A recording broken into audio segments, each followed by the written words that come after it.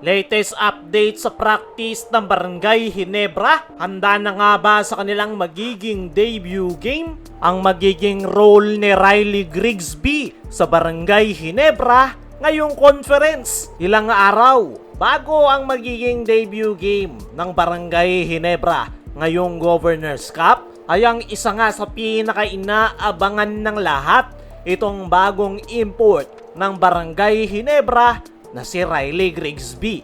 Ito nga yung kanilang naging replacement import kay Justin Brownlee habang nagre-recover sa kanyang injuries. Abang-abang naman talaga itong si Riley Grigsby dahil napakaganda ng kanyang ipinapakita sa team practice ng Barangay Ginebra. Kaya naman ang tanong ng lahat, mag-fit ba ito agad? At ano nga ba yung kanyang magiging role sa Barangay Ginebra? Very obvious na yung kanyang magiging role sa Barangay Ginebra ay yung role na iniwanan ni Justin Brownlee. Same spot na small forward, pero ang kaibahan na itong si Riley Grigsby ay more on outside shots talaga ang kanyang laro. Kumbaga, mas deadly itong si Riley Grigsby pagdating sa 3-point area. Sa team practice nga ng Barangay Ginebra ay basic na basic lang kay Riley Grigsby ang 4-point shot. Tila free throw nga lang yung kanyang ginagawa dahil no effort at napakadali niya lang na ipapasok yung kanyang mga 4-point shot. Kung si Justin Brownlee ay all-around player, ay yung dapat naman nating i-expect dito kay Riley Grigsby ay yung kanyang outside shots. Makakatulong pa rin ito sa loob ng painted area, pero naniniwala ko na more on sa labas yung magiging laro na itong si Riley Grigsby dahil yan nga yung kanyang forte. At the same time, mas mapapaluwag niya yung depensa sa loob ng painted area dahil mahatak niya yung kanyang defender, kaya magkakaroon ng spacing para sa mga slashers ng Ginebra. Naniniwala ko mga chong na maganda ang itatakbo ng kampanya ng Barangay Ginebra ngayong Governors Cup kasama netong si Riley Grigsby. Dahil once na maging consistent yung kanyang 3 at 4-point shot ay mas lalo pang magiging deadly ang Barangay Ginebra. Dahil bukod kay RJ Stephen Holt na mahirap pigilan sa 3-point area, ay meron pang nadagdag na import na gunner na kanilang maaasahan sa outside shooting. Sa ngayon ay todo yung grind na ginagawa netong si Riley Grigsby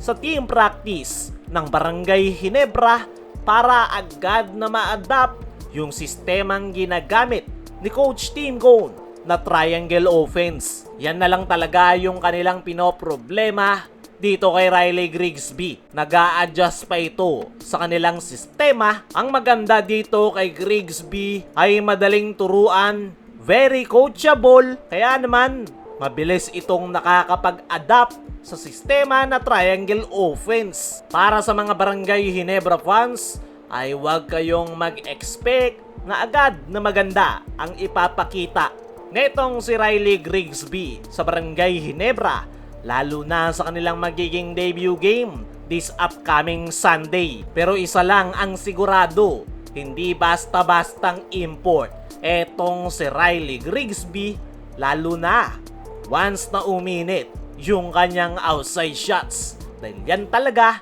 yung kanyang natural na laro. Kaya naman kaabang-abang ang ipapakita netong si Riley Grigsby kung magagawa niya ba ng maayos yung role niya sa Barangay Ginebra. Kaya mga chong, anong masasabi nyo sa role na itong si Riley Grigsby sa Ginebra? I-comment mo lang dyan sa ibaba. Samantala, latest update sa practice ng Barangay Ginebra. Handa na nga ba sa kanilang magiging debut game? Sa darating nga na linggo mga chong ay ang debut game ng Barangay Ginebra kontra Phoenix Fuel Masters. 3 days to be exact. Pero ang tanong, handa na ba ang Barangay Ginebra? Base sa kanilang team practice ay marami pa silang hinahabol, kakabalik lang ng ilan sa kanilang mga players. Yung iba ay may injury gaya ni Scottie Thompson. Handa naman na ang Barangay Ginebra Pero wag nyong i-expect na maganda agad yung kanilang ipapakita dahil gaya nga ng sabi natin kanina, kailan lang sila na kumpleto sa practice dahil nagbakasyon yung mga naglaro sa Gilas, Pilipinas at ongoing yung mga adjustment na kanilang ginagawa. Para sa akin mga chong, kailangan pa ng Barangay Ginebra ng panahon para muling maibalik yung kanilang tunay na laro. Yan ang titingnan natin sa mga susunod nilang laro. Kaya mga chong, anong masasabi nyo sa latest update sa practice ng Ginebra? Ano rin yung masasabi nyo sa magiging role ni Riley Grigsby? I-comment mo lang dyan sa ibaba.